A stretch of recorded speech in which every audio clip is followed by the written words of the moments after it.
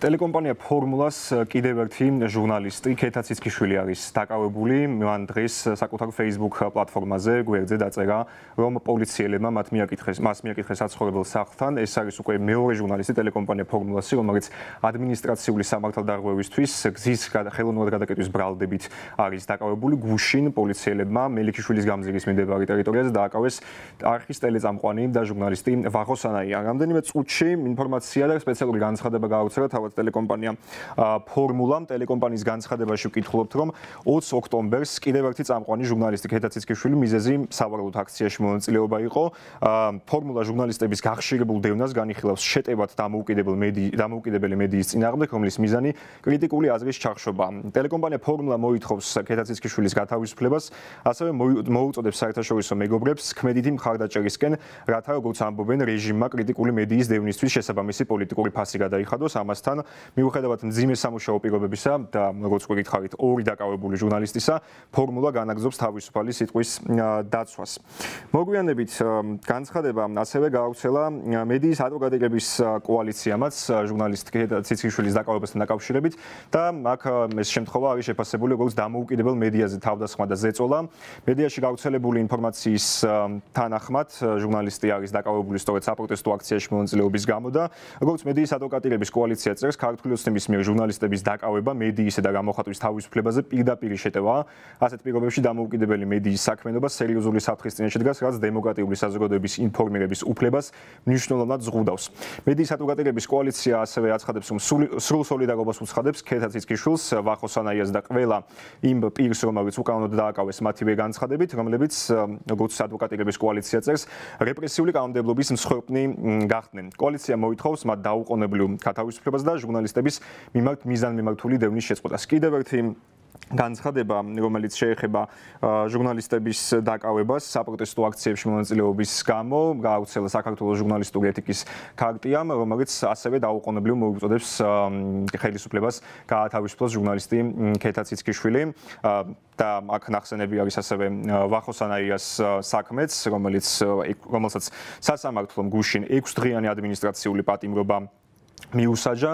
ქართული ოცნება განაგრძობს შეტევას დამოუკიდებელი მედიის წინააღმდეგ მოქალაქეებისთვის შეკრების კონსტიტუციით დაცული უფლების შეზღუდვის ფონზე. ნათქვამია საქართველოს ჟურნალისტური ეთიკის ქარტიის მიერ გავრცელებულ განცხადებაში და აქვე ორგანიზაცია დაასძენს, რომ მედია კვლავ რჩება ქართული ოცნების სამიზნედ, მკვეთრად გაუარესებული საკანონმდებლო ჩარჩო, ძალადობრივი სიცოცხლისა და ჯანმრთელობისთვის საფრთხის შემცველი გარემო, დაუსაბუთებელი ბრალით მაღალი ჯარიმებისა და პატიმრობის შეფარდება დანაშაული არ არის გამოძიებული. აქვე ნათქვამია, რომ არც ერთი პირის მიმართ, რომელიც ძალადობდა მედიის წარმომადგენლების მიმართ, მათ შორის იყვნენ ფორმულას ჟურნალისტები, მათ შორის იყვნენ ტელეკომპანია პირველის ჟურნალისტები, პროევროპული საპროტესტო დემონსტრაციების დროს, როგორც ჟურნალისტური ეთიკის ქარტია აღნიშნავს, მათი მოძალადეების პასუხისმგებლობის საკითხი არ დამდგარა დღემდე დღის წესრიგში, რაც კიდევ ერთ პრობლემას წარმოადგენს და სწორედ გამოძიების დაუყოვნებლივ დაწყებისკენ მოუწოდებენ შინაგანსაკმეთა სამინისტროს საქართველოს ჟურნალისტური ეთიკის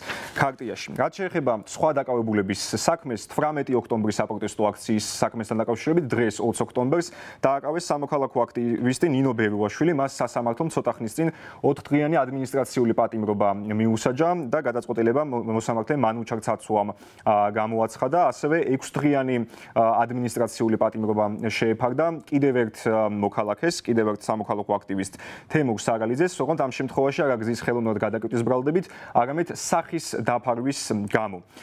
დღის განმავლობაში ასევე რამდენიმე მოქალაქე დააკავეს, მათ შორის თამარ თოთლაძე, სამოქალაქო აქტივისტი, რომელიც აქტიურად არის ჩართული მიმდინარე პროევროპულ პროტესტში. აცხადებს, რომ ის სამტრედიაში გააჩერეს, მაშინ როდესაც ბათუმის მიმართულებით გადაადგილდებოდა და პოლიციელებმა ის მანქანაში ჩასვეს, რის შემდგომაც თბილისში გადმოიყვანეს. დაკავებული ასევე მსახიობი საბა ჯაფარიძეც, რომელსაც საპოლიციო უწყება ედავება სახის დაფარვას პირვადით. ის დააკავეს 18 ოქტომბრის საპროტესტო აქციაზე და ზოგადად 18 ოქტომბრიდან სწორედაც დაიწყო შინაგანსაკმეთა სამინისტრომ მოქალაქეების ჩხრეკა, მოქალაქეების მიტინგების გაჩერება რუსთაველის გამზირის მიმდებარე ტერიტორიაზე, მკვეთ ქუჩებზე. რამდენიმე მოქალაქე არის უკვე დაკავებული ამ საქმესთან დაკავშირებით. კონკრეტულად შინაგასქმნა სამინისტროს ბოლო ინფორმაცია, რომელიც გუშინ უწყების ხელმძღვანელის მოადგილემ ალექსანდრე დარახველიძემ გააუცელა ბრიფინგით, 27 პირის მიმართ არის დაწყებული ადმინისტრაციული სამართალწარმოება, მათ შორის დაკავებული არის 14 პირი და 13 პირის იდენტიფიცირება უკვე მომხდარია, როგორც ამას უწყებაში განმარტავენ, თუმცა განახლებული ინფორმაცია მონაცემთან დაკავშირებით ჩვენ ჯერჯერობით არ გვაქვს. უწყებაში სავარაუდოდ შეიძლება ჩაინიშნოს ბრიფინგი, აქვე უნდა განიმარტოს ისიც, რომ პარლამენტის თავმჯდომარე შალვა პაპუაშვილი გამოეხმაურა დაკავებების სერიას, ქუჩის გადაკეტვა მასში, როცა ამის აუცილებლობა არ არის, დარღვევა კანონი ვერ იქნება დისკრიმინაციული, რაღაც ეპატიოს ჟურნალისტს და ინჟინერს არა, კანონი ეხება ყველას, განმარტავს პარლამენტის თავმჯდომარე შალვა პაპუაშვილი, მისი ბრიფინგი რამდენიმე საათის წინ გაიმართა საკანონმდებლო ორგანოში. მე ასევე შეგახსენებთ, რომ 16 ოქტომბერს ქართულმა ოცნებამ წინააღმდეგობის გარეშე დაჩქარებული წესით მიიღო საკანონმდებლო ცვლილებები და გაამკაცრა ადმინისტრაციულ სამართალდარღვევათა კოდექსი, ასევე ცვლილებები შეიტანა სისხლის სამართლის კოდექსში, რის შემდეგაც შეკრება მანიფესტაციებთან დაკავშირებული წესები არის გამკაცრებული, მაგალითად ჯარიმის კომპონენტი გზის ხელოვნურად გადაკეტვის შემთხვევაში ან სახის დაფარვის შემთხვევაში არის სრულად ამოღებული და ახლა მოსამართლეს აღარ აქვს იმის უფლება, რომ ფინანსური სანქცია გამოიყენოს სამართალდამღვრევის წინააღმდეგ.